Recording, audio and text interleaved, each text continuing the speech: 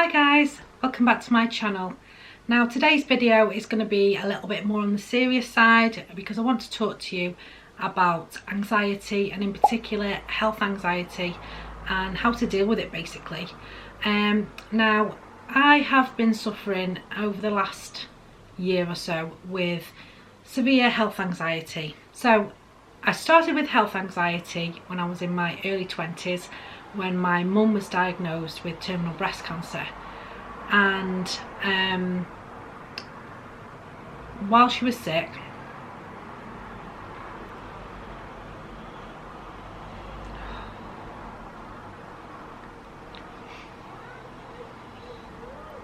sorry guys, this is a bit hard to talk about. While she was sick, I started developing these, I wouldn't say unfounded worries, but these extreme worries about my own health and my own risk of breast cancer, because obviously breast cancer can be hereditary, even though my mum was the first one that I knew of that in my family that had it. Please excuse the noise from outside if you can hear it. My mum was the first person in our family that I knew of that had had breast cancer. Even so, it still absolutely terrified me. Obviously, being in my early 20s, you don't expect that your mum is going to get such a horrible disease and 2 years later die from it.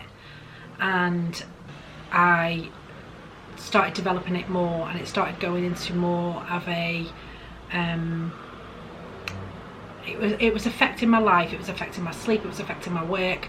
I would literally go to sleep at night and not be able to sleep, and I'd be up all night long, and I'd eventually, like 3 or 4 in the morning, drop off, and then I'd be up at like 6:30, 7 o'clock to go to work.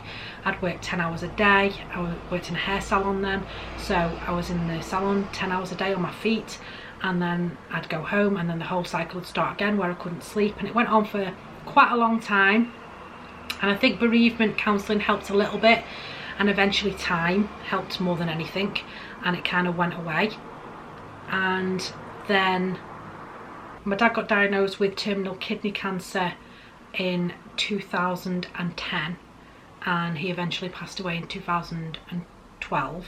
So obviously everything that I'd had back then with my mum, I'd got again with my dad, and it kind of kicked off those health anxiety worry type things again, where it was like an irrational fear.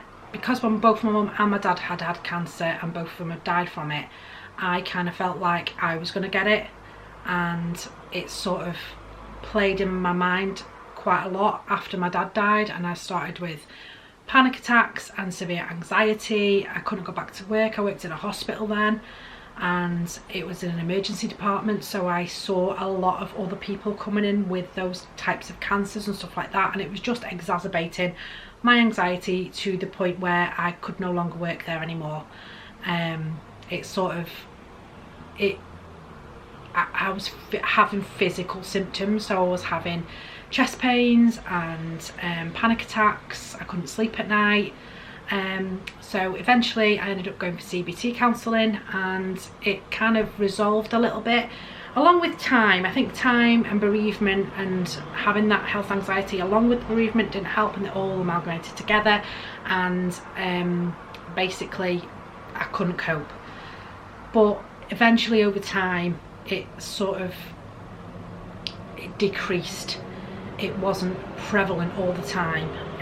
It wasn't affecting my sleep no longer and stuff like that. It eventually started to dwindle off bit by bit, and I got a puppy not long after my dad died, so that took up my time. And then I was running my own business, so that took up my time. And then we got the kids, and that took up my time.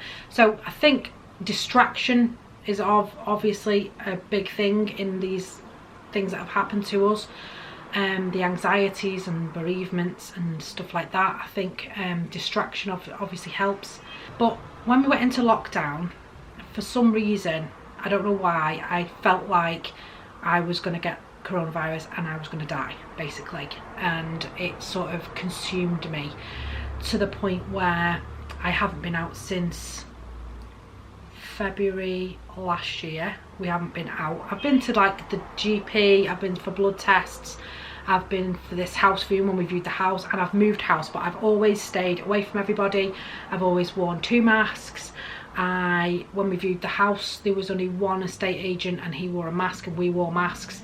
When I went to the GP, I've worn 2 masks. When I went for my job, I wore 2 masks. So I've always been protected. I've always been in an environment that I felt safe in, luckily enough. But other than that, I haven't been anywhere.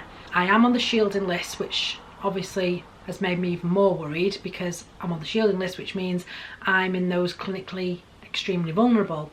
So in my eyes, if I do get it, I feel like I, won't be here any longer. So yeah, so that kind of started off my health anxiety, and I felt like it's brought up the health anxieties that I had from my parents, so the cancer anxiety. So I self-referred myself for CBT counselling late last year, because it was kind of taking over my life. I was constantly thinking I had cancer, so if I had a headache, I had a brain tumour. I was having a lot of back pain back then, so I felt like I had a tumour in my spine.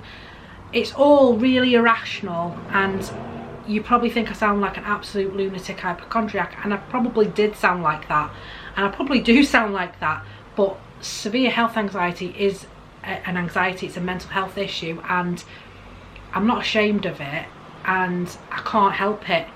And my husband sometimes gets frustrated with me because he does get the constant of it all the time, and I can't explain to him how I can't help it, I can't stop it. It's just something that is now in me. So I had the CBT counselling, and because it was in the lockdown, it was all online. So I did an online course of CBT, and then at the end of the assessment you do another assessment, and then they have a look at what work you've done and stuff like that. And at the end of it, she said my anxiety was so severe that I would need one-on-one phone counselling. So I started that at the beginning of this year. So now I have a weekly session, and I have a CBT counsellor which I talk to every Friday, and I'm having that. So it's getting there. It's not as bad as it was. At the point where it was the worst, I would say, was about 2 or 3 months ago.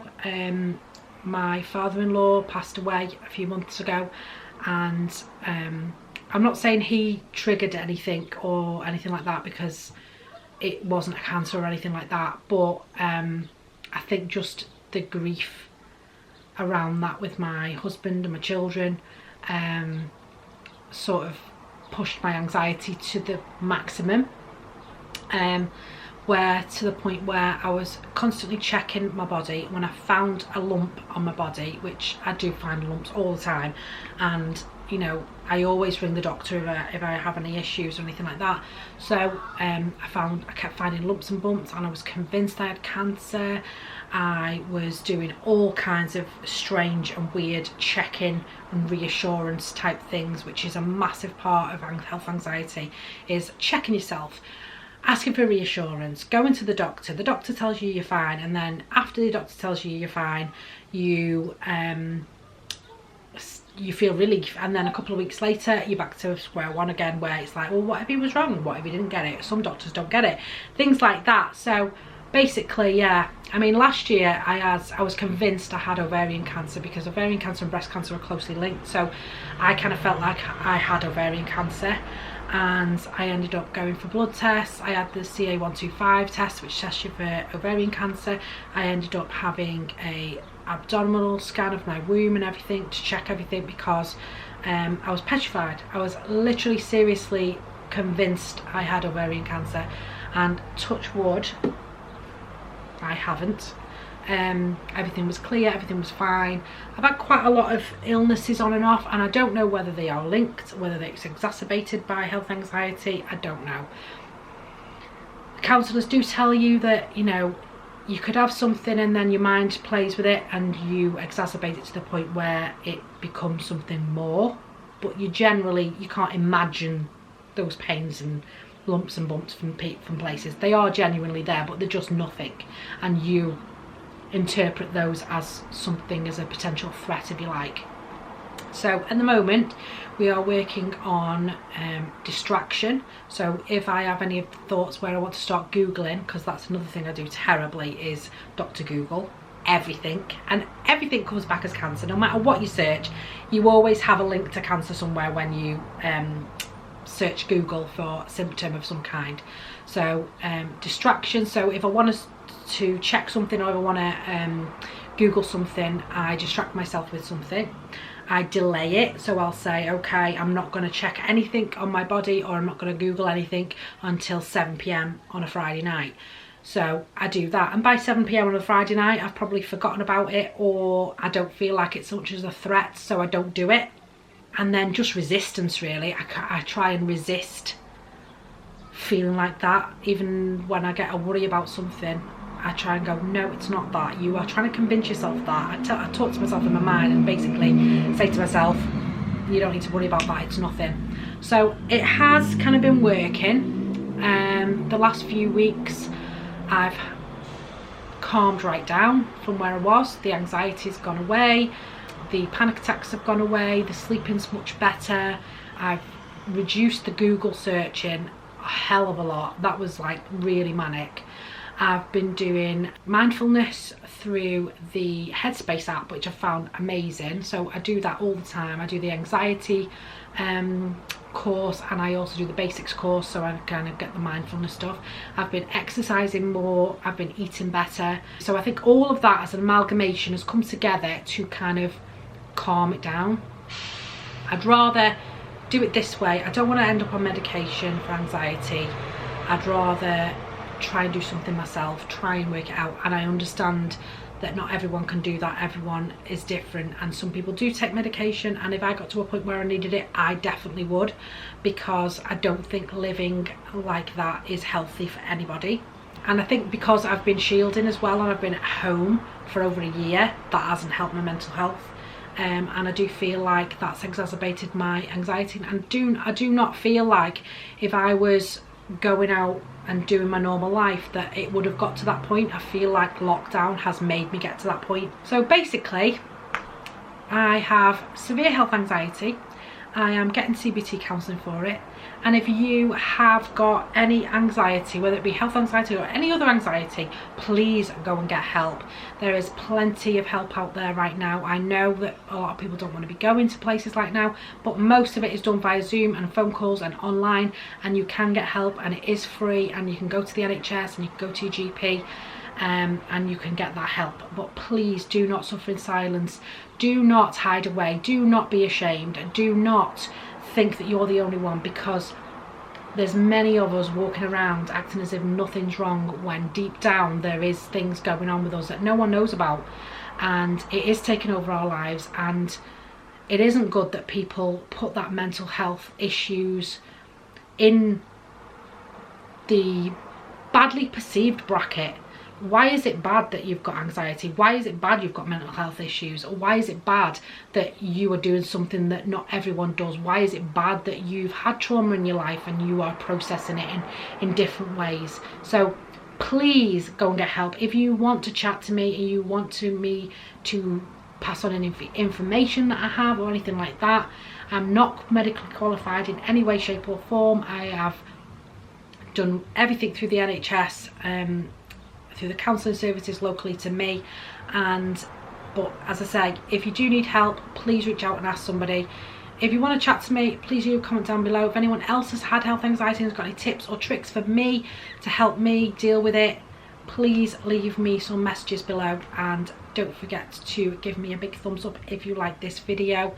I just wanted it to be out there that, you know, it is okay. It is okay not to be okay. If you need help, please get it. Please reach out and get it. And yeah, so please subscribe to this video. Please smash the bell button if you want to be notified about my next video. And don't forget to subscribe, follow me on all my socials. All the links are down below. And thanks for watching, and I'll see you next time. Thanks. Bye.